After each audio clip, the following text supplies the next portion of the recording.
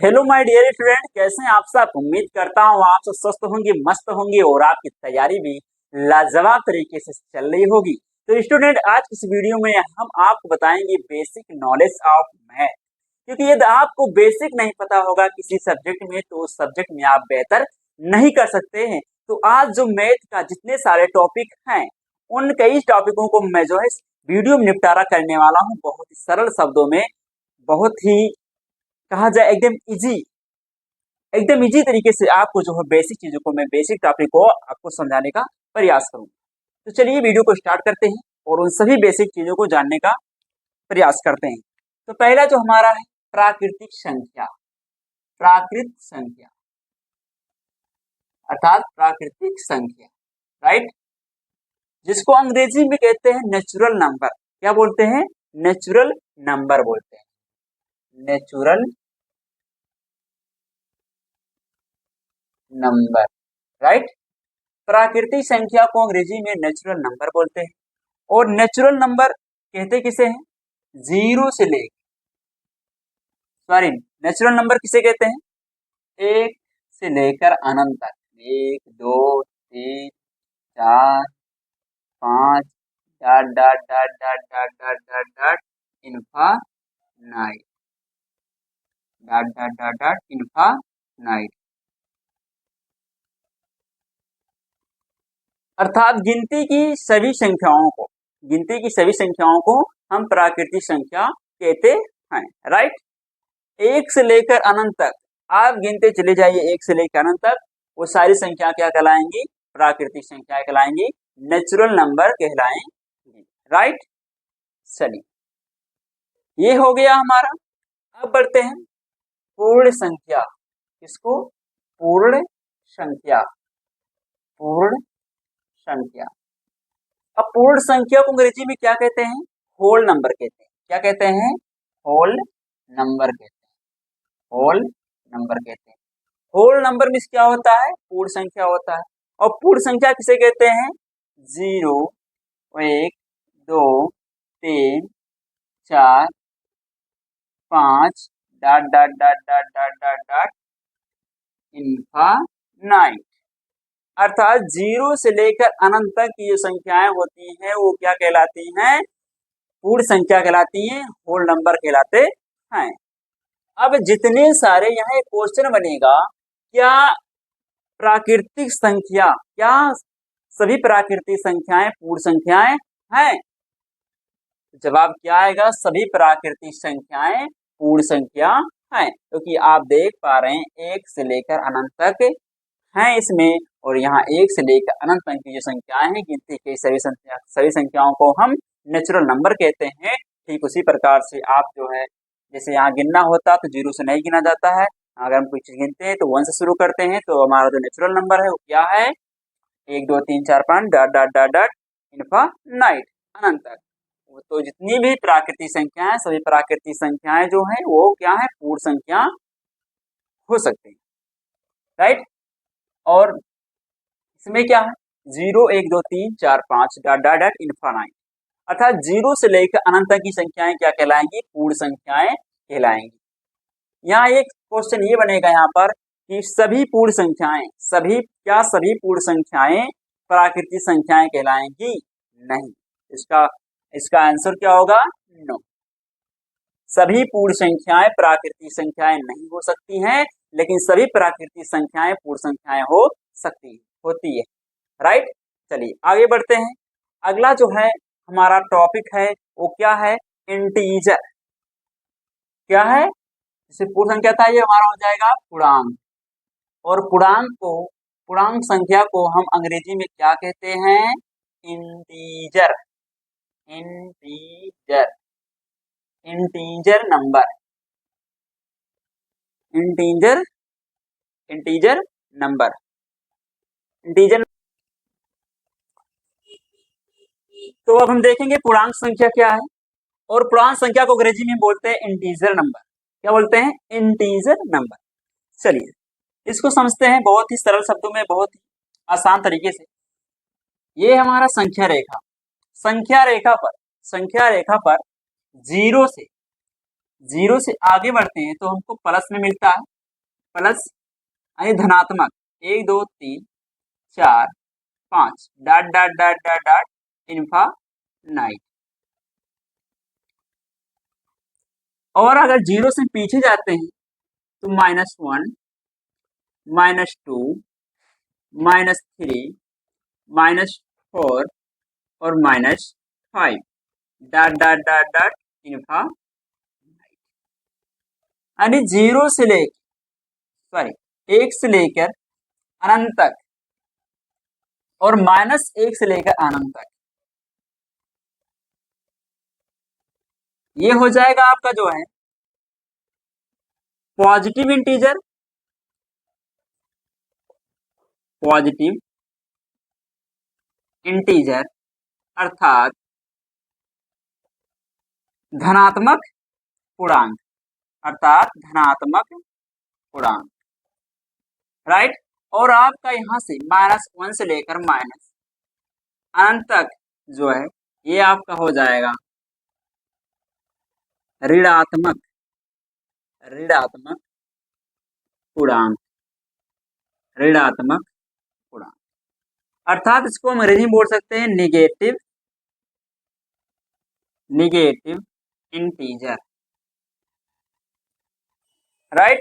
ये चीज समझ में आया कि संख्या रेखा पर जीरो से अगर हम आगे जाते हैं तो हमको प्लस वैल्यू मिलता है और जीरो से पीछे आते हैं तो माइनस मिलता है, राइट। ये चीज आपको समझ में आ गया। ये जो जीरो होता है आपका, ये होता है आपका उदासीन पूर्णांक, उदासीन पूर्णांक, इसको बोलते हैं उदासीन पूर्णांक, राइट। इतनी चीज आपको समझ में आ गया होगा। अब यहाँ क्वेश्चन क्या बन सकता है कि सभी पूर्ण संख्या पूर्णांक हैं, तो सभी पूर्ण संख्या पूर्णांक हैं, सभी पूर्ण संख्या पूर्णांक हैं, और सभी पूर्णांक संख्या जो है ये प्राकृतिक संख्या नहीं होगा, सभी पूर्णांक संख्या प्राकृतिक संख्या नहीं होगा, और सभी प्राकृतिक संख्या पूर्णांक संख्या होगा, राइट। ये चीज समझ में आ गया आपको। अब हम देखते हैं क्या सभी पूर्ण संख्या पूर्णांक होगी, क्या सभी पूर्ण संख्या पूर्णांक होगी, यस। तो इसका आंसर क्या होगा कि सभी जो पूर्ण संख्या हैं वो सभी पूर्णांक संख्या होंगी, राइट। ये चीजें क्वेश्चन समझ में आ गया कि सभी पूर्ण संख्या क्या होंगी, पूर्णांक होंगी, सभी पूर्ण संख्या पूर्णांक होंगे, राइट। ये टॉपिक हम समझ गए। अब हम समझेंगे क्या, भिन्न समझेंगे। क्या समझेंगे, भिन्न किसे कहते हैं। अगला जो हमारा पॉइंट है वो है भिन्न। क्या है, भिन्न। अब भिन्न को सिंपल समझेंगे कि नीचे वाले हर से ऊपर वाले अंश, यानी नीचे वाली संख्या से ऊपर वाला जो आपका अंश होता है वो क्या होना चाहिए, छोटा होना चाहिए। जैसे यहाँ 1/2 ये आपका अंश हो गया और ये आपका हर हो गया, यानी अंश जो होगा आपका छोटा होना चाहिए और हर जो आपका है ये बड़ा होना चाहिए। 1/2 हो गया, 3/5 हो गया, 4/6 हो गया और 4/5 लिख सकते हैं हम। तो ये सब क्या है, इसका जो अंश है ये बड़ा है और हर छोटा है। सही मामले में यही क्या है, भिन्न है। अगर हम ये कर दें कि जो ऊपर वाला संख्या है उसको बड़ा कर दें और नीचे वाली संख्या को छोटा कर दें, ऐसे हम अगर कर दें यहाँ 5/2, यानी नीचे वाला जो हर है ये छोटा हो गया, ऊपर वाली संख्या जो हमारा 5 है यानी अंश है वो क्या होगा, बड़ा हो गया। अगर हम इसमें डिवाइडेशन करते हैं तो देखिए 2 2 जा 4, यानी हमको यहाँ क्या प्राप्त होता है, मिश्रित भिन्न, 2 सही 1/2, यानी 2 दूनी 4 और 1 5, 5/2 हमको यहाँ से आ जाएगा। तो इसको हम क्या कहेंगे, सही मायने में कहेंगे, इसको बोलेंगे मिश्रित भिन्न बोलेंगे। आगे इसको समझेंगे मिश्रित भिन्न को, तो इसको हम क्या बोलेंगे, मिश्रित भिन्न बोलेंगे, राइट। चलिए, तो सही मामले क्या है कि जो नीचे वाले से ऊपर वाला क्या है, बड़ा होना चाहिए, नीचे वाले से ऊपर वाला क्या हो, छोटा होना चाहिए। नीचे वाले संख्या से ऊपर वाला क्या होना चाहिए, छोटा होना चाहिए। वही क्या कहलाएगा, आपका भिन्न कहलाएगा। राइट, ये चीज समझ में आ गया आपको भिन्न को। अब हम एक रिवीजन कर लेते हैं इसको एकदम बढ़िया से। चलिए,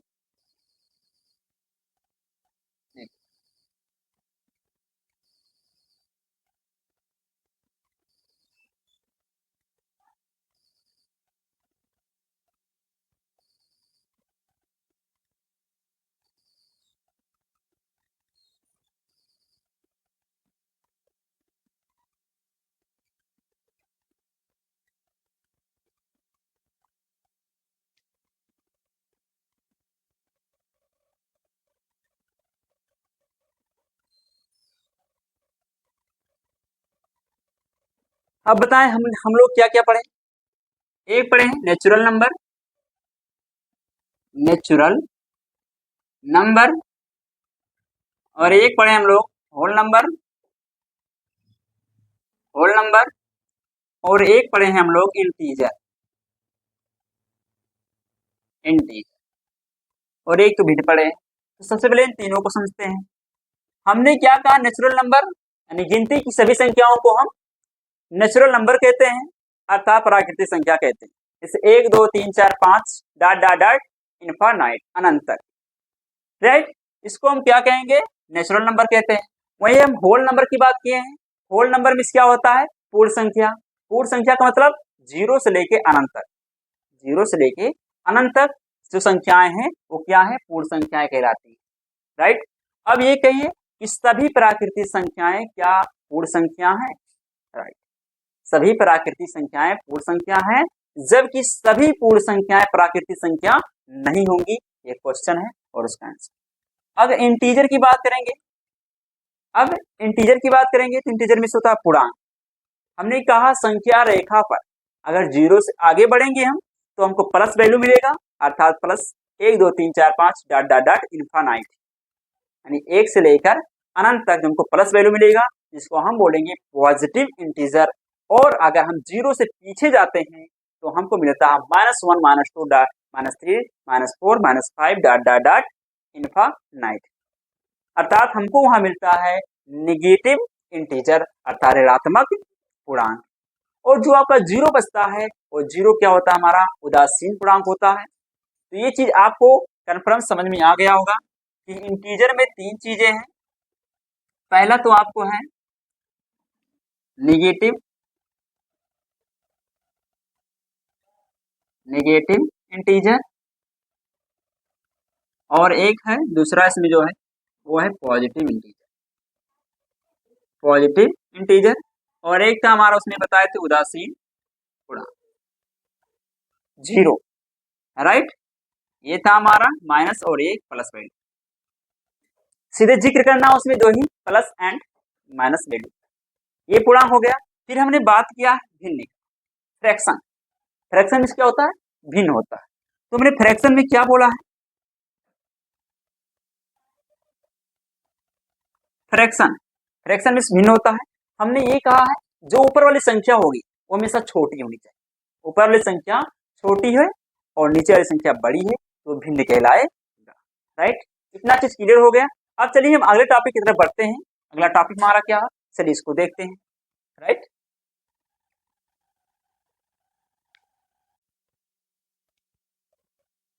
चलिए अब हम लोग देखेंगे आभास संख्या क्या होता है, आभास संख्या किसे कहते हैं, आइए उसको समझते हैं। ठीक, आभाज्य संख्या,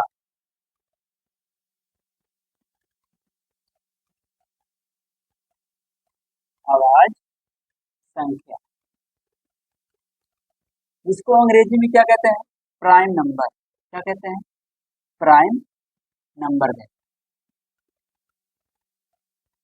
आभास संख्या को अंग्रेजी में प्राइम नंबर कहते हैं, और आभास संख्या को ही रूट संख्या भी कहा जाता है, रूट संख्या भी कहा जाता है, यानी आभास संख्या को ही रूट संख्या भी कहा जाता है, और आभास संख्या को अंग्रेजी में प्राइम नंबर कहते हैं। राइट, इतना समझ गए। अब होता क्या है आभास संख्या, आभास संख्या इसका परिभाषा हम ऐसे दे सकते हैं कि वे संख्याएं जो स्वयं से कटें या फिर अपने आप से कटें, सॉरी वे संख्याएं जो स्वयं से कटे या फिर एक से कटे आभास संख्या कहलाती हैं। जैसे 2,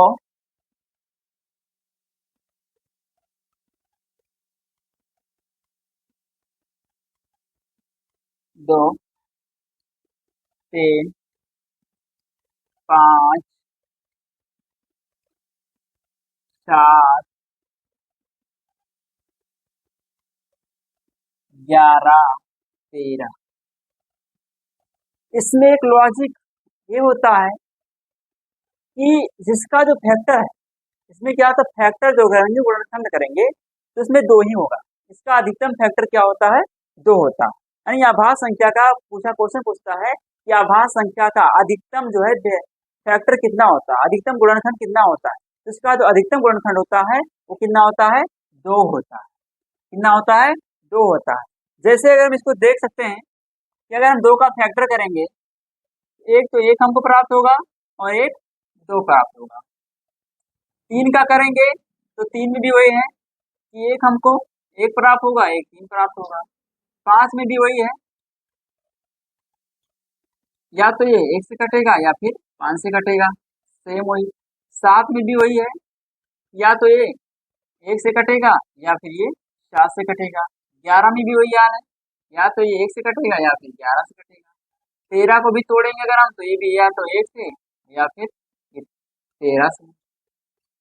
तो इस प्रकार से जिसका जो आभास संख्या में क्या होता है, फैक्टर 2 ही होता है। अधिकतम फैक्टर कितना होता है, 2 होता है। इसको याद रखना है।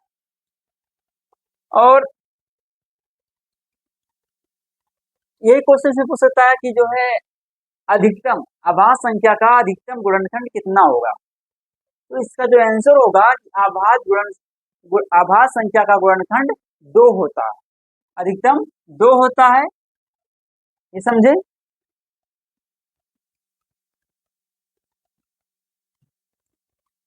आभास संख्या का जब भी फैक्टर होगा, आभास संख्या का जब भी फैक्टर होगा तो उसमें 2 ही होगा। आभास संख्या का जो भी फैक्टर होगा उसमें क्या होगा, 2 ही होगा।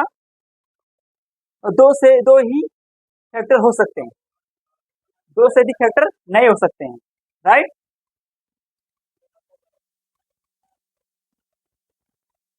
ना तो इसे हम 2 से ज्यादा कर, ना तो इसका हम 2 से ज्यादा फैक्टर कर सकते हैं और ना इसे हम फैक्टर हो सकता है। इसी को हम क्या कहते हैं, आभास संख्या कहते हैं।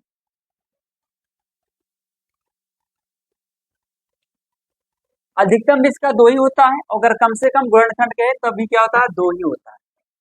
आभास संख्या का अधिकतम गुणनखंड यानी फैक्टर 2 ही होगा, और कम से कम फैक्टर अगर होगा तो भी 2 होगा, राइट। अब यहाँ सवाल एक पैदा होता है कि एक जो है ये एक जो है आभास संख्या क्यों नहीं है, एक जो है ये आभास संख्या क्यों नहीं है, ये यहाँ पर क्वेश्चन खड़ा करता है।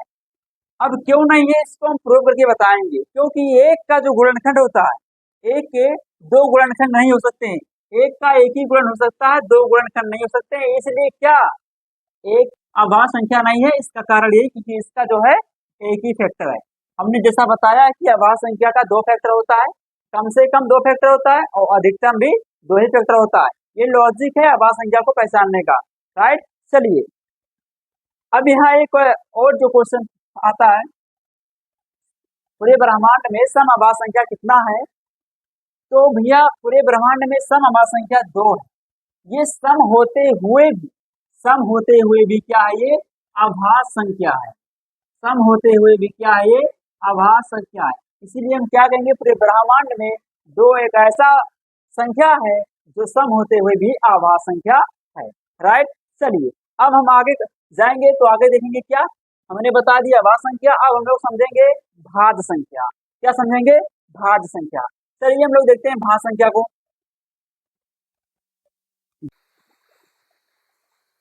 चलिए भाज्य संख्या, इसको यौगिक संख्या भी कहते हैं, यौगिक भी कहते हैं, इसको यौगिक भी कहते हैं। भाज्य संख्या मतलब, भाज्य संख्या मतलब इसका जो फैक्टर होता है, इसका 2 या 2 से अधिक फैक्टर होता है। क्या होता है, 2 से अधिक, 2 से अधिक फैक्टर, 2 से अधिक फैक्टर होते हैं। आभाज्य संख्या के 2 से अधिक फैक्टर होते हैं, जैसे 4 और 6, 8, 9, 10, 12, 14। ये क्या है? ये भाज्य संख्या, ये भाज्य संख्या है। और इसमें अगर हम फैक्टर करेंगे तो देखिए 4 का अगर हम फैक्टर करते हैं तो एक तो 1 मिल जाएगा हमको, एक 2 मिल जाएगा, एक 4 मिल जाएगा, यानी 2 से अधिक फैक्टर क्या मिला, 6 में वही आ रहा है। एक तो 1 हो जाएगा, एक 2 हो जाएगा, एक 3 हो जाएगा और एक 6 स्वयं हो जाएगा।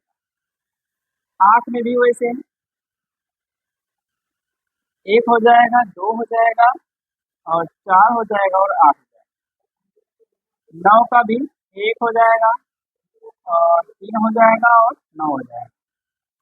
ये देखिए 9 जो है ये विषम संख्या होते हुए, ये क्या है, विषम संख्या होते हुए भी, विषम संख्या होते हुए भी ये क्या है, भाज्य संख्या है, भाज्य संख्या। ये याद रखना, विषम संख्या होते हुए भी ये भाज्य संख्या है। अगर 10 का मैं फैक्टर करूंगा 10 में क्या मिलेगा हमको, 1, 2 और 5 और 10, ये फैक्टर प्राप्त होता है। 12 का करेंगे तो यहाँ 1, 2 और 3, 4, 6 और 12, ये हमको मिलेगा। इस प्रकार से जब फैक्टर करके देखते हैं तो क्या होता है, यहाँ पे हमको 2 से अधिक फैक्टर प्राप्त होते हैं।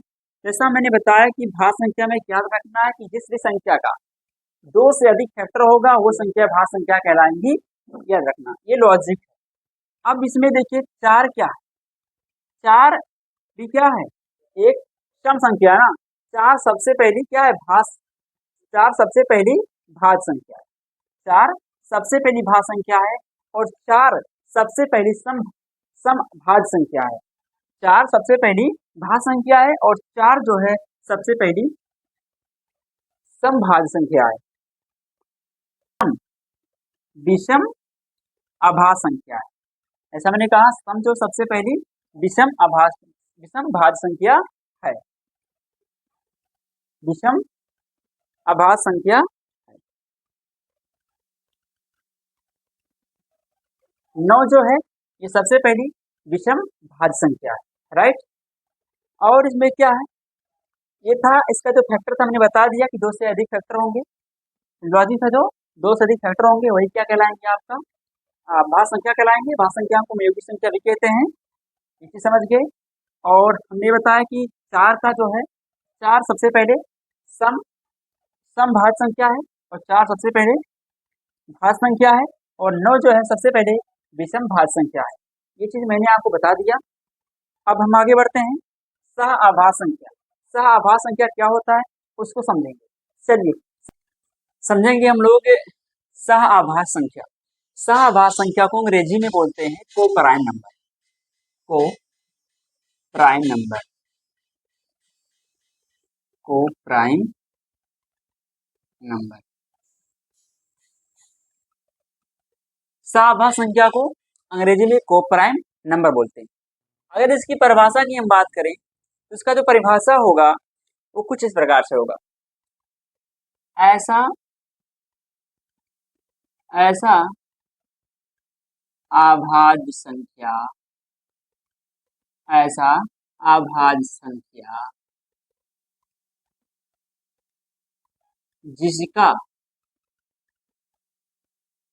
जिसका मासा अर्थात HCF एक हो।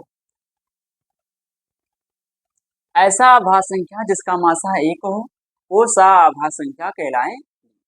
ठीक, चलिए इसको समझते हैं कैसे। जैसे 3 और 5 ये क्या है, ये सह आभाज्य संख्या है, सह आभाज्य संख्या। कैसे है, तो हमने कहा है कि ऐसा आभाज्य संख्या जिसका मासा 1 हो। चेक करेंगे हम इन दोनों की मासा कितना होगा। तो आपको पता ही होगा कि मासा कैसे लगाया जाता है, छोटी संख्या से बड़ी संख्या में भाग दिया जाता है।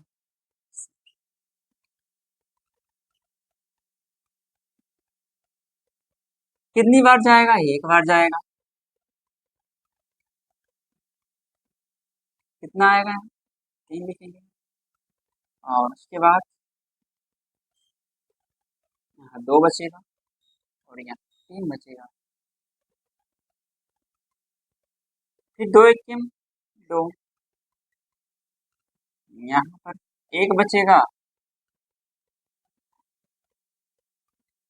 और ये यहाँ आ जाएगा।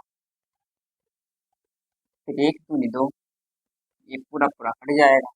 यानी जो मासा हमारा यहाँ कितना हमको आया, एक्सेप्ट हमारा कितना मिला हमको, मासा मिला हमको 1। ये प्रूव है ना कि जो है ऐसा आभास संख्या जिसका मासा 1 हो, तो ये क्या था हमारा, ये सआभास संख्या कहलाएंगे। ऐसे ही 4 5 भी हो गए, ये क्या है, सआभास संख्या हो गई। 15 16 भी है, 15 16 भी, ये क्या है, ये भी सआभास संख्या है। राइट, चलिए अब हम आगे बढ़ते हैं और अगला जो हमारा है टॉपिक है वो है जुड़ुआ। समझेंगे हम लोग जुड़ुआ आभास संख्या। जुड़ुआ, जुड़ुआ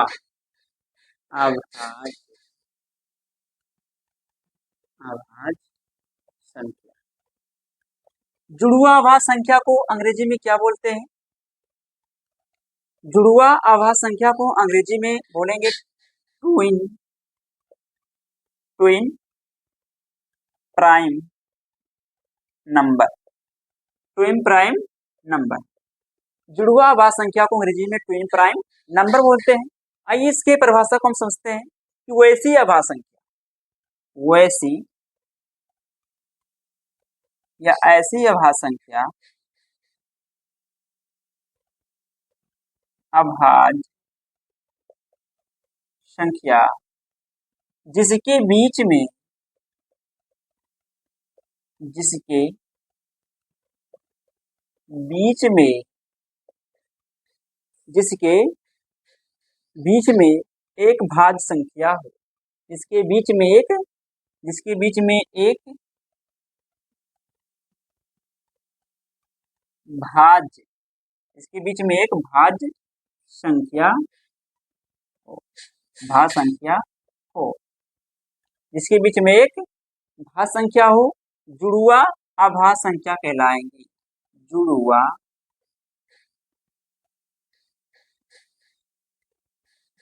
आभास संख्या कहलाएंगी।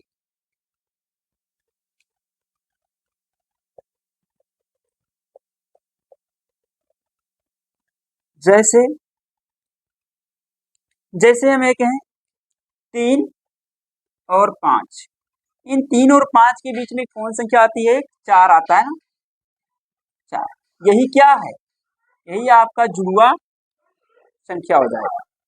यही आपका, अगर इस तरह आ रहा 3 5, तो ये क्या आपका है, ये जुड़ुआ आभास संख्या। राइट, जैसे 11 और 13 है, तो 11 और 13 के बीच में क्या आता है, एक भाज्य संख्या आता है, और 12।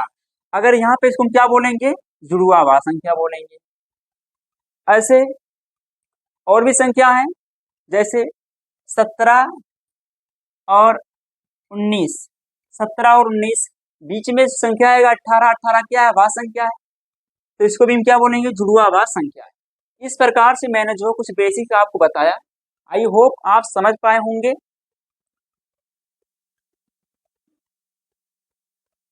ये भाज्य संख्या ना बीच में आया था, ये बताए थे आपको।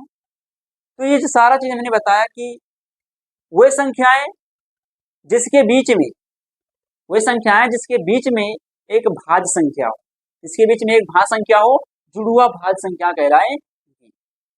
इस तरह से मैंने बता दिया आपको सारे टॉपिक को हूबहू आप ही के शब्दों में और सरल शब्दों में हमने बताया आपको। तो आई होप आपको ये वीडियो पसंद आया होगा। तो प्लीज वीडियो को लाइक शेयर सब्सक्राइब कर हमें सपोर्ट जरूर करें। तो आज के लिए इतना ही, मिलते हैं नेक्स्ट वीडियो में, तब तक के लिए पढ़ते रहिए, मस्त रहिए। जय हिंद, जय भारत।